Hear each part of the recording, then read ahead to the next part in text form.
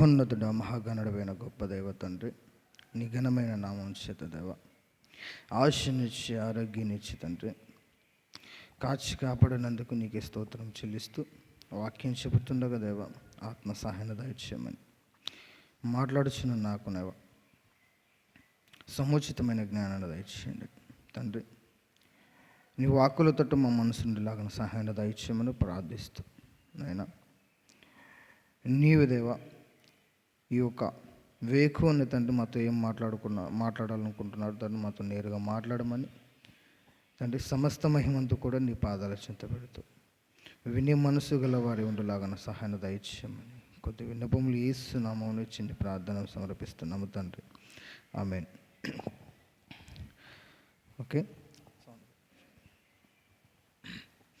Okay ప్రియమైన వాళ్ళారా, మీకందరికీ కూడా మన ప్రభు లోకరక్షకుడైనటువంటి యేసుక్రీస్తు నామంలో నా హృదయపూర్వకంగా శుభాభివందనం తెలియజేస్తున్నాను. ప్రేమైన దేవుని వాళ్ళారా, ఈరోజు చక్కనైన మాటలు మాట్లాడుకుందామండి. మీకందరికీ 3 దశలు ఉంటాయి మానవ జీవితంలో. ఎన్ని దశలు? 3 దశలు. ఒకటి వృద్ధాప్యం, మొదటిగా చిన్నపిల్లలు అంటే చిన్న దశ, రెండోది యవ్వనం దశ, మూడోది వృద్ధాప్యం దశ. ఈ మూడిట్లో చాలా మనమందరం కూడా ఆ దశకు వెళ్ళిపోవాలి, అదే వృద్ధాప్యం దశ. కాబట్టి నేను ఒక అంశాన్ని ఎంచుకొని మాట్లాడాలనుకుంటున్నాను. ఆ అంశం ఏమిటంటే మానవుని చివరి దశ ఎలా ఉంటుంది. మన పాఠం పేరేం పేరు? మానవుని చివరి దశ ఎలా ఉంటుంది. అంటే బాల్య దశ నుంచి మనం చూస్తూ వస్తుంటే చివరి దశ వచ్చేసరికి చాలా భయంకరంగా ఉంటుంది ప్రేమ వాళ్ళు. అంటే బాల్యంలో ఒక పుట్టుకతో ప్రారంభమైన మన జీవితం బాల్యంలో ఎలా ఉంటుందంటే చూడడానికి చాలా అందంగా ఉంటుంది మన జీవితం. యవ్వన దశ వచ్చేసరికి దేనినైనా జయించే ఒక శక్తి మనలో ఉంటుంది. కానీ వృద్ధాప్యానికి వచ్చేసరికి అన్నీ పోతాయి. అంటే బాలదశలో ఉన్న ఆ శక్తి, ఆ జ్ఞాపకాలు యవ్వన దశలో ఉండవు. యవ్వన దశలో ఉన్న ఆ జ్ఞాపకాలు ఆ శక్తి వృద్ధాపానికి వచ్చేసరికి వృద్ధాపంలో కూడా ఉండవు ప్రేమైన వాళ్ళు. అంటే ఈ ఒక యవ్వన దశలో ఉన్నది ఎందుకు వృద్ధాప్యమ దశలో లేదంటే అది చివరి దశ. ఏంటి ప్రేమైన వాళ్ళారా? చివరి దశ. మానవులైన మనందరికీ కూడా అది చివరి దశ. అందుకనే భక్తుడైన యోబు గారు మాట్లాడుతూ ఆ చివరి దశ గురించి ఎంత భయంకరంగా ఉంటుందో, ఆ చివరి దశలో ఈ యొక్క మనిషి యొక్క నిర్మాణాన్ని చూసి, మానవ యొక్క ఆకారాన్ని చూసి బలవంతుడు, గొప్పవాడు అనుకున్న వాళ్ళందరి పరిస్థితి వృద్ధాప్యానికి వచ్చేసరికి ఎలా ఉంటుందో భక్తుడైన యోబు గారు చెప్తున్నారు. చూద్దామండి. భక్తుడైన యోబు గారు రాసిన గ్రంథం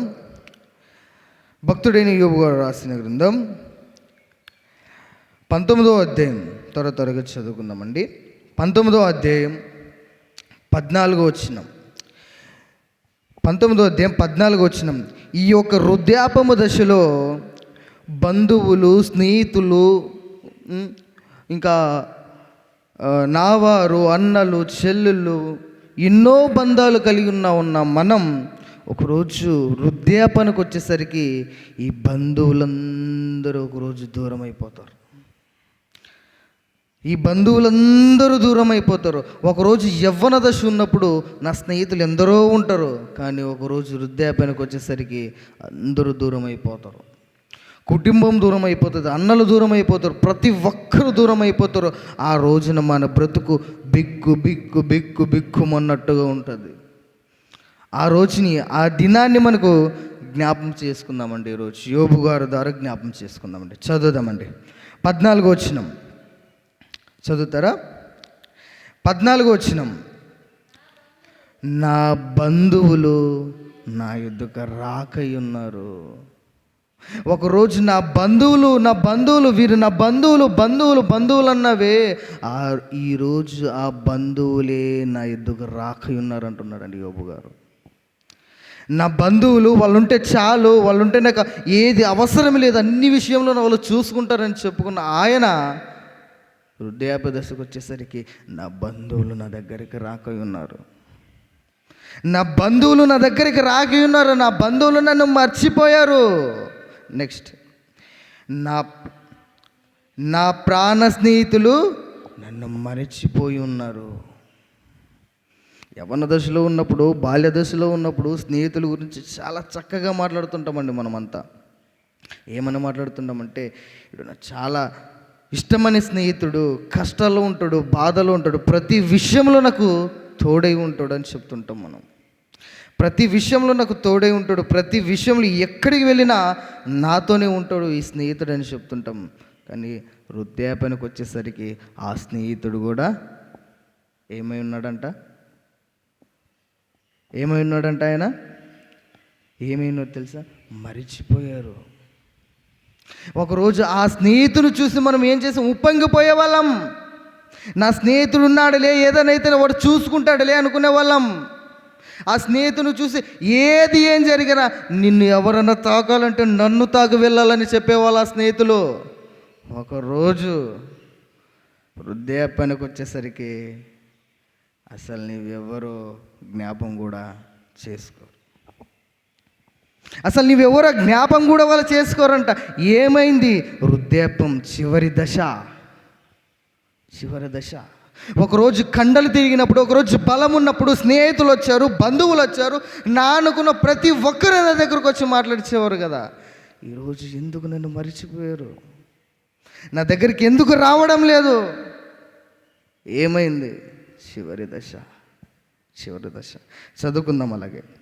చివరి దశ. నెక్స్ట్, త్వరగా చదవండి. నెక్స్ట్, నా ఇంటి దాసులు జనులు నన్ను అన్యునిగా ఎంచెదురు, నేను వారి దృష్టికి పరదేశినైతిని. ప్రేమైన వాళ్ళరా, కట్టుకున్న భార్యలను చూడండి, పెళ్ళిలో ఎన్ని మాట్లాడుతుంటామండి. పెళ్ళిలో చివరి వరకు మరణమే మనల్ని వేరు చేయ వరకు నేను నీతో ఉంటానని ఎన్నో వాగ్దానాలు చేస్తుంటారండి. పెళ్ళిలో మరణం మనల్ని వేరుపరిచేంత వరకు ఎప్పుడు నీతోనే ఉంటాను, కష్టమైన, శ్రమ అయినా, బాధని ఏది అయినా నీతోనే ఉంటాను అని చెప్పిన ఆ భార్యలే, ఆ భర్తే ఏమంటున్నాడు చూడండి. ఏమంటున్నాడు? చదువుకుందామండి. 16వ వచనం త్వరగా చదవండి. 17వ వచనం. 16వ వచనం కాకుండా 17వ వచనం, డైరెక్ట్ 17వ వచనం చదువుకుందామండి. నా ఊపిరి నా భార్యకు అసహ్యం. ఏంటి? ఒకరోజు ఇలా భర్త నడుచుకుంటూ వస్తుంటే, అమ్మ నీ భర్త ఎవరంటే, అదిగో ఆయన వస్తున్నాడు, ఎంత చక్కగా ఉన్నాడు నా భర్త, ఎంత సుందరుడు, ఎలా నడుచుకుంటూ వస్తున్నాడు చూడండి. ఆయన గురించి గొప్పలు చెప్పిన ఆ భార్య, ఆయన వస్తుంటే ఆయన చూసి ఉప్పొంగిపోయిన ఆ భార్య, ఆయన కోగిట్లో ఉన్న ఆ భార్య, ఎప్పుడు ఆయనతో ఉండాలనుకున్న ఆ భార్య చివరి దశలో ఏమంటుందో తెలుసా? ఏమంటుందంట? నీ ఊపిరి నాకు నచ్చట్లేదు, నువ్వు వాసన వస్తున్నావు. ఏమైంది? వాగ్దానాలు ఏమైపోయాయి? పెళ్ళిలో బాగానే చేసావు కదా, శ్రమలోనైనా, కష్టాలైనా, బాధలోనైనా, మరణము మనల్ని వేరు చేయ వరకు నేను నీతో ఉంటానని చెప్పావు. మరి ఏమైంది? చివరి దశలో ఏమైంది? చివరి దశ ప్రేమన వాళ్ళ దుర్దినాలు. ఆ దుర్దినాలు ఎలా ఉంటాయో తెలుసా? నా బంధువులు నా దగ్గర రారు, నా స్నేహితులు నా దగ్గరికి రారు, ఆఖరికి నా భార్య కూడా నా దగ్గరికి రాదని యోబు గారు బాధపడుతూ చెప్తున్నారు. యోబు గారు కోటే కాదు, ఈరోజు చెప్తున్న నాకు, కూర్చున్న మీకు, మనందరికీ ఒకరోజు ఆ వృద్ధాప్య దశలోకి వెళ్ళిపోతాం. అడగండి, వృద్ధులను అడగండి, ఏమయ్యా ఎలా ఉన్నావే, ఎలా చూసుకుంటున్నారా నిన్నంటే ఆయన ఏముంటాడు తెలుసా? ఏదో ఎలా చూసుకుంటున్నారు, బాగానే ఉన్నాను. ఎలా ఉన్నాయంటే బాగానే ఉన్నాను. ఏమైంది?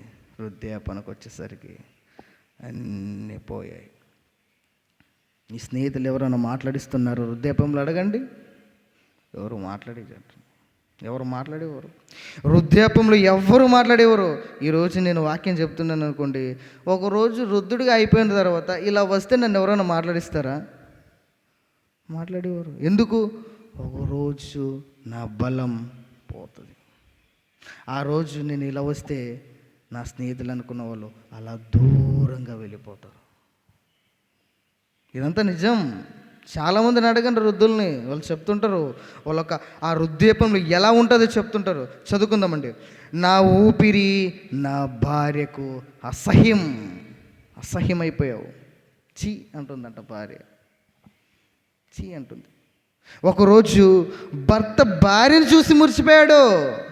ఎవరయ్యా నీ భార్య అంటే, అదిగో అక్కడ నడుచుకుంటూ వస్తుంది నా భార్య, ఎంత అందంగా ఉందో చూడు, ఆమెకు మేకప్ కూడా అవసరం, ఎర్రగా ఉంది, చాలా అందంగా ఉంది, బ్యూటిఫుల్.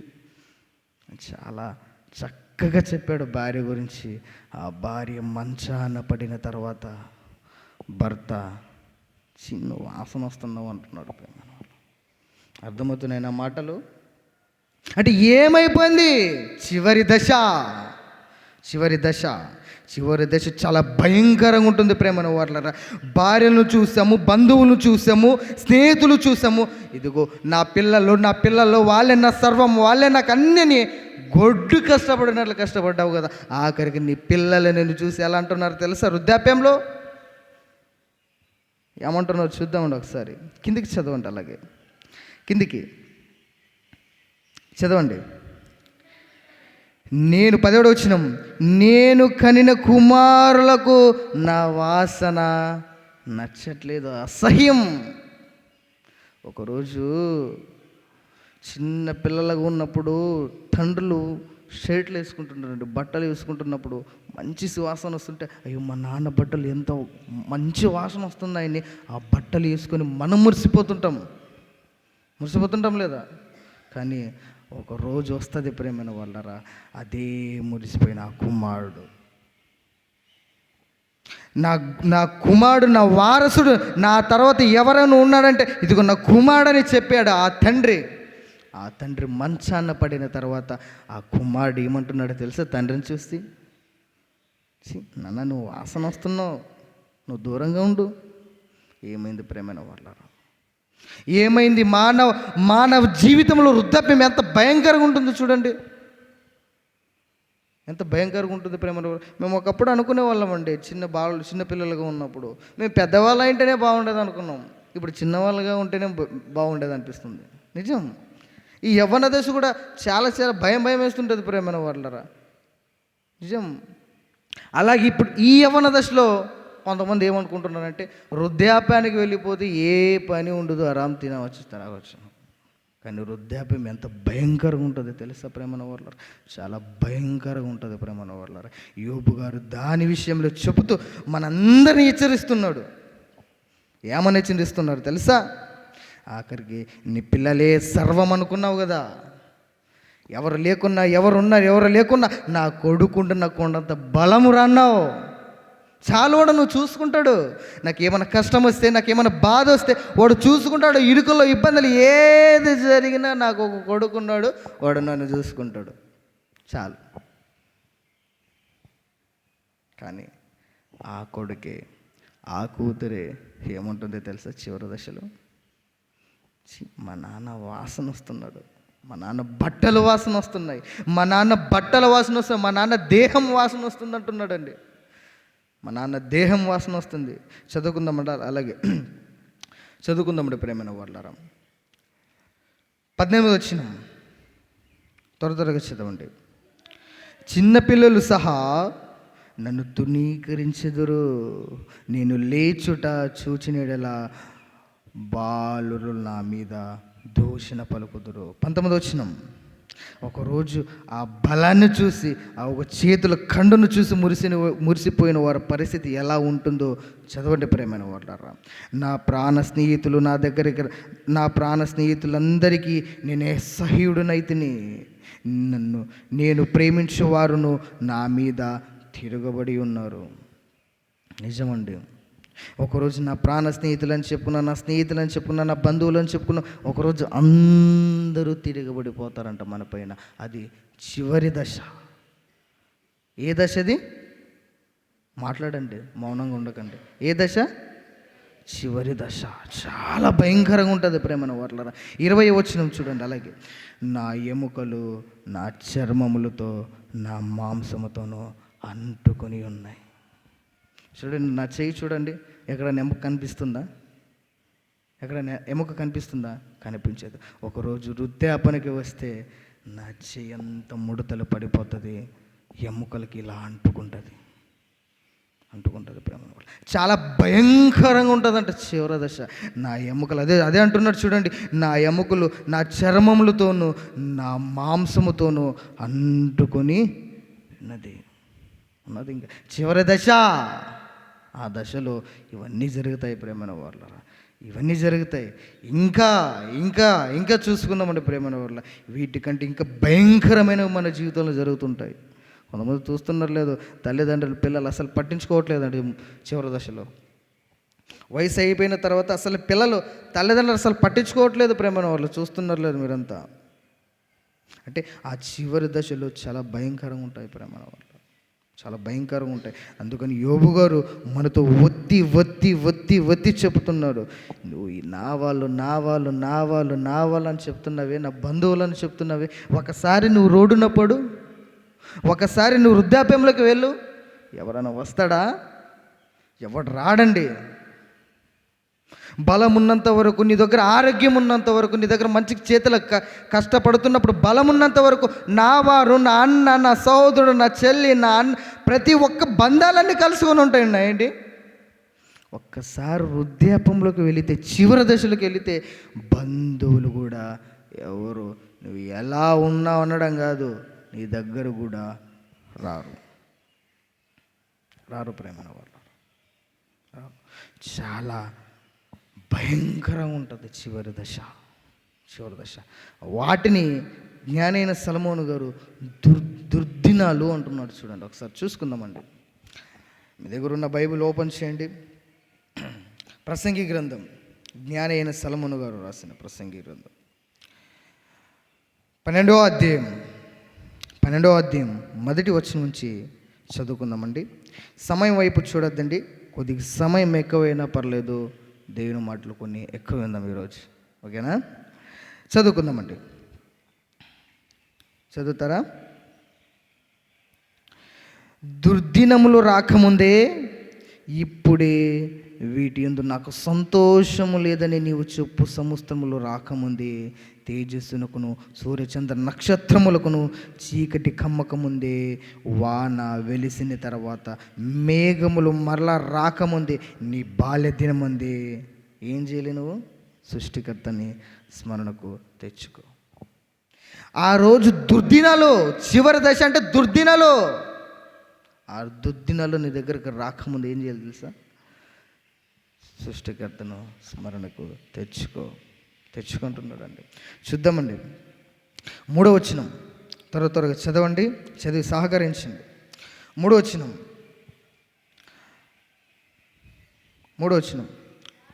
ఆ దినమున ఇంట కావలి వారు వణుకుదురు, బలిష్ఠులు ఏమైపోతారంట? వంగుదురు. అర్థమవుతున్నాయన్న మాటలు. ఇంట కావలి వారు వణుకుదురు, బలిష్ఠులు వంగుదురు. ఒకరోజు చూడండి, యవ్వనంలో ఉన్నప్పుడు దేనినైనా పని చేసేవాడు, ఏ పనైనా చేసేవాడండి. ఒకరోజు ఒక బస్తా అంటే లెక్క లేకుండా మోసేవాడు, 2 బస్తాలు అంటే లెక్క లేకుండా మోసేవాడు. చివరి దశకు వచ్చేసరికి ఈ పిక్కల్లో ఉన్న కండ, తొడలు అంటున్నామే మనము, ఆ తొడలో ఉన్న కండ శరీరం మోయలేక గజ గజ గజ గజ గజ గజ వణికిపోతుంటుందండి. చూస్తున్నారు లేదు? ముసలి వాళ్ళని చూడండి, ఇలా నడవడానికి అవడం లేకుంటుందండి, గజ గజ గజ గజ వణికిపోతుంటారు. నీళ్ళు తాగడం కూడా వాళ్ళకి అవడం లేదు. ఇలా నీళ్ళు తీసుకుంటే గజ గజ గజ గజ గజ గజ చేతులు వణుకుతుంటాయి. ఇలా నిలబడితే కాళ్ళు గజ గజ గజ గజ వణికిపోతుంటాయి. ఒకరోజు యవ్వనంలో ఉన్నప్పుడు చూడండి వాళ్ళని ఎలా ఉన్నారు తెలుసు. వాళ్ళు 2 బస్తాలంటే లెక్కలేదండి. చెప్పుకుంటుంటున్నాం, మా తాతలు ఉండేవారురా, మా తాతలు ఎలా ఉన్నారు తెలుసా యవ్వన దశలో. 2 బస్తాలంటే లెక్క లేదు వాళ్ళకు. 2 బస్తాలు ఈజీగా మోసుకు వెళ్ళేవారు. మనం కూడా చూడండి యవ్వన దశలో నిండా బకెటేనండి, ఈ చేతి నుంచి ఇటు నుంచి ఇటు పెడతాం. అది వృద్ధాప్యానికి వచ్చేసరికి మనము తాగడానికి నీళ్ళు తీసుకుంటాం, గ్లాసు, ఆ గ్లాసు తీసుకున్న గజ గజ గజ గజ గజ గజ వణికిపోతాయి చేతులు. అసలు నడవడానికి అవ్వదు, కాళ్ళు గజ గజ గజ గజ గజ గజ వణికిపోతాయి. మన కాళ్ళలో బలం ఉండదు, మన దేహాన్ని మోయలేకపోతాయి కాళ్ళు. బలిష్ఠులు అదే అంటున్నాడు చూడండి, బలిష్ఠులు వంగుదురు. చివరి దశ వృద్ధాప్యం, దుర్దినాలు. బలిష్ఠులు వంగిపోతారు. ఒకరోజు కండలు చూసుకొని మురిసిపోతుంటాం మనమంతా, చేతులు చూసుకొని కాళ్ళు చూసుకొని మురిసిపోతున్నాం. కానీ ఒకరోజు అవన్నీ కూడా ఏమైపోతాయి తెలుసా? పోతాయి. ఈ కండ నాకు శాశ్వతం ఉండదు, ఈ అందం నాకు శాశ్వతం ఉండదు, ఈ బలం శాశ్వతం ఉండదు. ఒకరోజు అన్నీ పోతాయి. ఆ రోజు నిలబడడానికి కూడా అవ్వదు. ప్రేమైన నిలబడడానికి కూడా అవ్వదు. అదే చదువుకున్నాం కిందికి. బలిష్ఠులు వంగుదురు, విసురువారు కొద్దిమంది ఎగుట చేత పని చాలించుకుందురు, కిటికీలో గుండా చూచువారు కానలేకుందురు. కిందకి చూడండి 4వ వచనం, తిరుగటి రాళ్ళ ధ్వని తగ్గిపోవును. తిరుగటి రాళ్ళంటే మనం ఏది బేకైతే అది తింటున్నాం కదా. దేని ద్వారా మనం తింటున్నాం చెప్పండి? దేని ద్వారా మనం తింటున్నాం? ఇప్పుడు ఒక బలమైన ఒక ఎముక ఉందనుకోండి, దాన్ని తినాలంటే మనకి ఏం పని చేయాలి? పళ్ళు పని చేయాలి. ఏం పని చేయాలి? పళ్ళు పని చేయాలి. ఆ పళ్ళంట వృద్ధాప్యంకి వచ్చేసరికి పనిచేయవు. అదే అంటున్నాడు చూడండి, తిరుగటి రాళ్ళు ధ్వని తగ్గిపోను. ఒకరోజు ఏది పడితే అది తినేవాళ్ళం మనం తెలుసా. ఒక మాంసం ముక్క మన దగ్గరకు వచ్చిందంటే దాన్ని తాట తీసే వరకు మనము ఉరుకోము. అర్థమవుతున్నాయి నా మాటలు?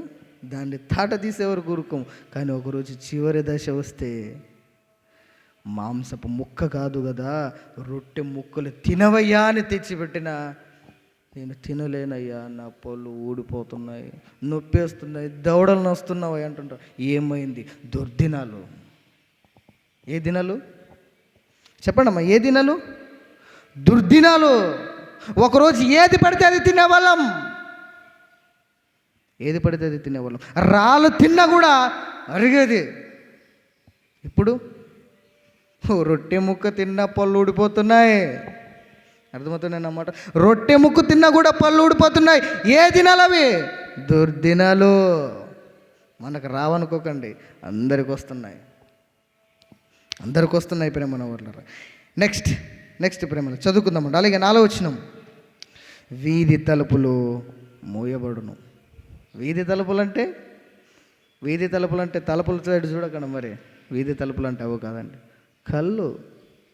ఆ రోజు కళ్ళు కనిపించవు. ఒకరోజు దూరంగా ఉన్న వాళ్ళని చూస్తుంటాం.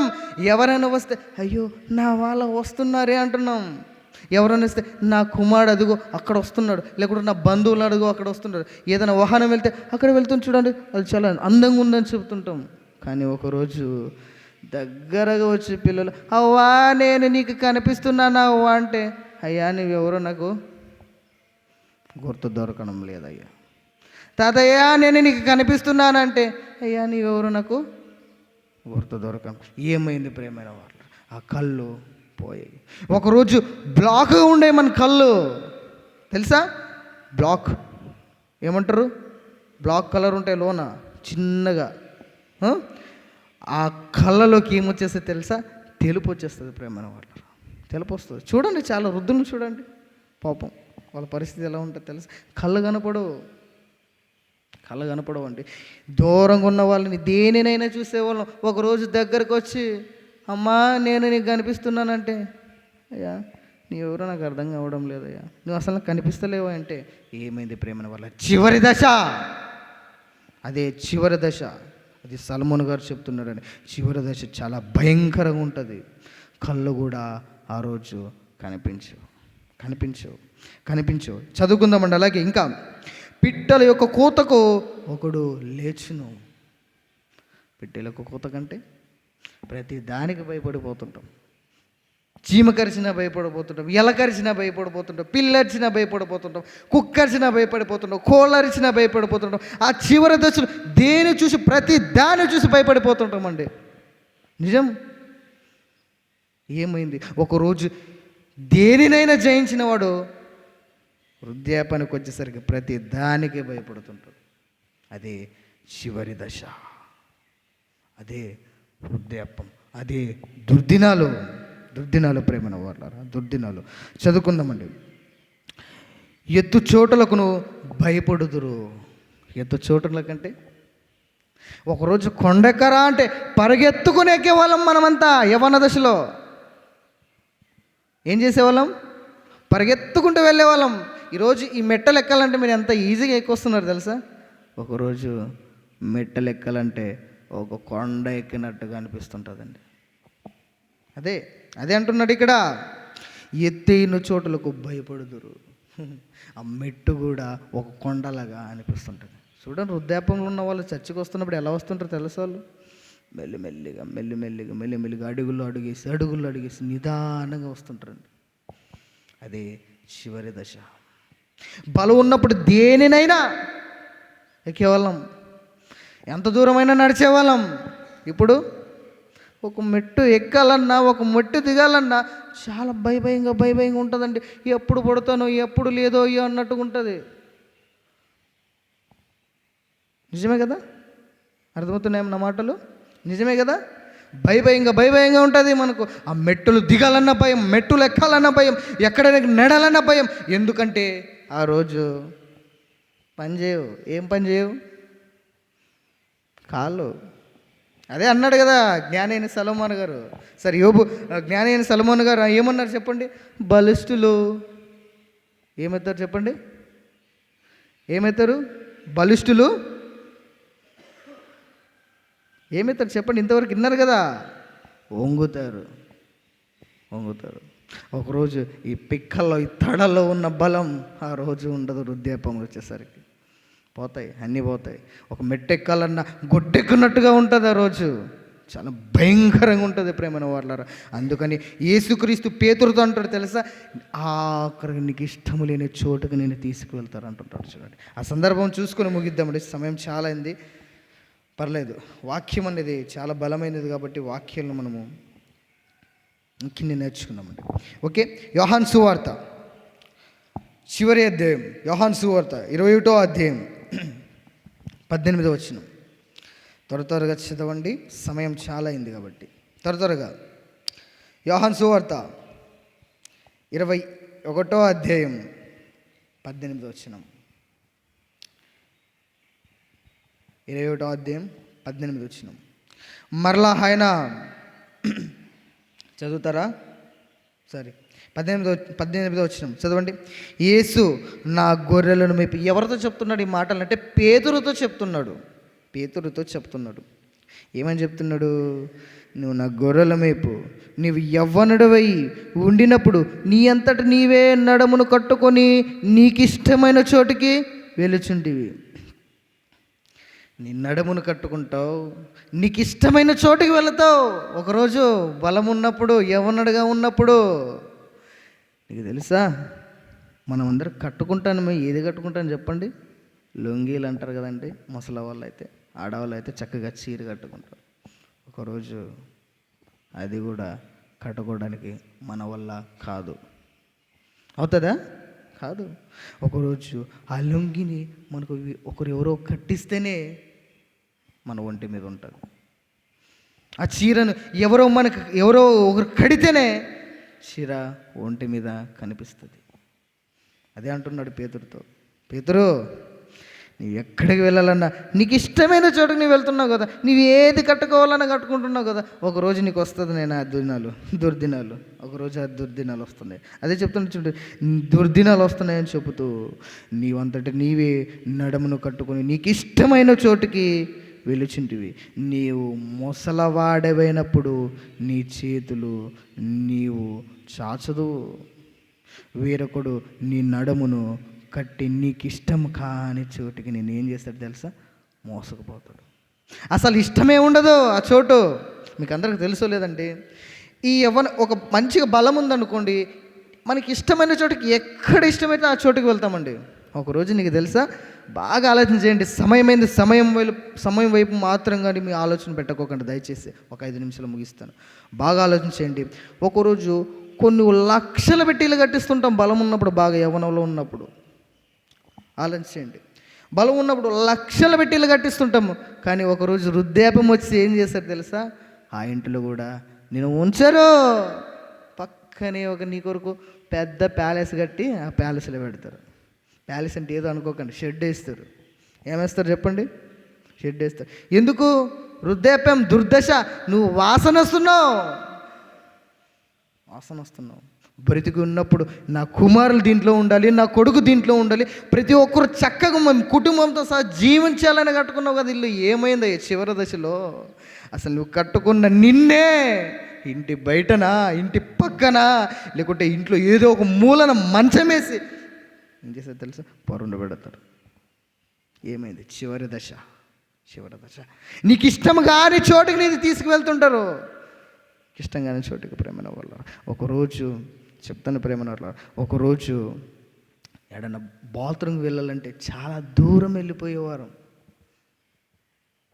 ముసలి వాళ్ళు చూడండి, ఊరు ఇలా దాటగానే అక్కడ వెళ్ళి కూర్చుంటారండి. ఏమైంది? చివరి దశ. వాళ్ళ కాళ్ళు పనిచేయవు, వాళ్ళకి నడవడానికి అవ్వదు. ఒకరోజు జనాలు వస్తే అయ్యో ఏమనుకుంటారని ఆ యవ్వన దశలో ఉన్నప్పుడు, బలం ఉన్నప్పుడు చాలా దూరం వెళ్ళిపోయారు వాళ్ళంతా. కానీ ఇప్పుడు ఏమైంది ప్రేమన వాళ్ళ? చివరి దశ. మనకు నచ్చిన చోటుకి తీసుకువెళ్తారు తెలుసా. అసలు మనకు ఆ చోటే నచ్చదు. ఆ చోట్లకి కుమార్తెలు మోసుకొని పోతారంట. అర్థమవుతుంది ఏమన్నా మాటలు? లేకుంటే సమయం అయిపోయింది మీ ఆలోచనలు ఒకవేళ ఉన్నాయా? సమయం వైపు మీ ఆలోచనలు పెట్టుకోకండి. ఎందుకంటే వాక్యం వైపు మనం మనసును పెడతామండి. చివరి దశ చాలా భయంకరంగా ఉండదు ప్రేమన వల్ల. మనం అనుకున్నట్టుగా చివరి దశ ఉండదు. తర్వాత ఎలా ఉంటుంది తెలుసా, మనకి ఇష్టం కాని చోటకి మోసుకుపోవడం కాదు, మనకి ఇష్టం కాని పరుపుల పైన కూడా పరుండు పెడతాం. ఒకరోజు ప్రతిరోజు స్నానం చేసేవాళ్ళం. మనం ఏం చేసేవాళ్ళం? ప్రతిరోజు స్నానం చేసేవాళ్ళం, ప్రతిరోజు కొత్త బట్టలు వేసుకునే వాళ్ళం. ఒకరోజు వారానికి ఒకేసారి నీకు ఏం చేస్తారు? స్నానం చేయిస్తారు. చేస్తారు కుమార్తెలు చేయిస్తారు. ఒకరోజు ప్రతిరోజు స్నానం చేసుకొని చాలా చక్కగా దూకునేవాళ్ళు, తల చాలా చక్కనైన బట్టలు వేసుకునేవాళ్ళు. చివరి దశ వస్తే నీకు ఇష్టము లేకున్న వారానికి ఒకసారి స్నానం చేస్తారు. ఆ స్థానంలో కూడా గజ గజ గజ గజ గజ గజ వణికిపోతుంటాం. అసలు నిజమండి, నేను చాలామందిని చూసాను, గజ గజ గజ గజ వణికిపోతుంటాం. ఏమైంది ప్రేమలో? ఆ దుర్దినాలు రాకమునిపే నీ ఏం చేయాలి తెలుసా? సృష్టికర్తను స్మరణకి తెచ్చుకో అంటున్నాడు జ్ఞానైన సొలొమోను గారు. నీ దుర్దినాలు రాకముందే, నీ బలం నీలో నుంచి పోకముందే, నీ బలం నీ కాళ్ళ నుంచి ఓడకముందే నీ ఏం చేయాలి తెలుసా? దేవుని జ్ఞాపకం చేసుకో, దేవుని కోసం బ్రతుకో. దుర్దినాలు చాలా భయంకరమైన ఉండవు ప్రేమన వల్ల. ఆ దుర్దినాలు రానే వస్తున్నాయి. ఇక్కడ కూర్చున్నాం, మనందరికీ వస్తాయి ఖచ్చితంగా. ఒకవేళ దేవుడు రెండో రాకడ ఆలస్యమైతే ఏమో ప్రేమైన వాళ్ళరా, ఎప్పుడు వస్తాడో తెలియదు. ఒకవేళ ముసలి వాళ్ళు ఎవరైనా ఇక్కడ ఉంటే దయచేసి చెప్తున్నాను, దుర్దినాలు ఒకవేళ మన జీవితంలో ప్రారంభమయ్యాయి అనుకోండి, దేవునితో సాహసం కలిగి ఉండండి. యవ్వనులుగా మనమందరం ఉన్నాం కాబట్టి మనమందరం కూడా ఈ యవ్వన దశలోనే దేవుణ్ణి స్మరిద్దాం. రెండో రాకడ వరకు, ఆ దుర్దినాలు రాకముందే మనమంతా ఏం చేద్దాం తెలుసా? దేవుని స్మరిస్తూ దేవుని రెండో రాకడ కొరకు మనమందరూ కూడా వేచి ఉందాం. దుర్దినాలు చాలా భయంకరమైనవి కాదా?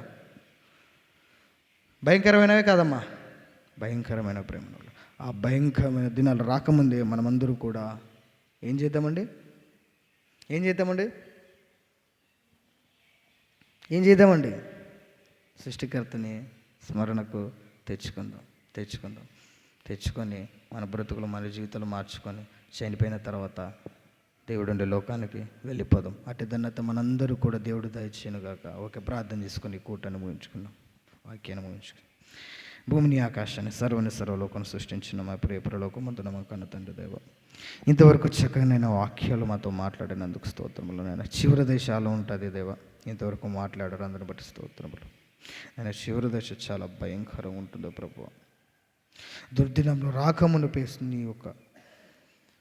నేను స్మరణకు తెచ్చుకున్న దేవ, ఇంతవరకు నీ చక్కనైన మాటలు చెప్పావు ప్రభు. ఆ దినాలు రాకమునిపై మా జీవితాలు మార్చుకొని నీకు రెండో రాకడ వరకు తండ్రి మేమందరూ కూడా నమ్మకంగా ఉండి నేను స్మరిస్తూ గనపరుస్తూ నీకు మహిమ తెచ్చే పిల్లలుగా మేమందరూ ఉండలాగా సహాయాన్ని దయచేయమని ప్రార్థిస్తూ యేసు నామములో ఇచ్చిన ప్రార్థనలు సమర్పిస్తున్నాము మా తండ్రి. ఆమేన్.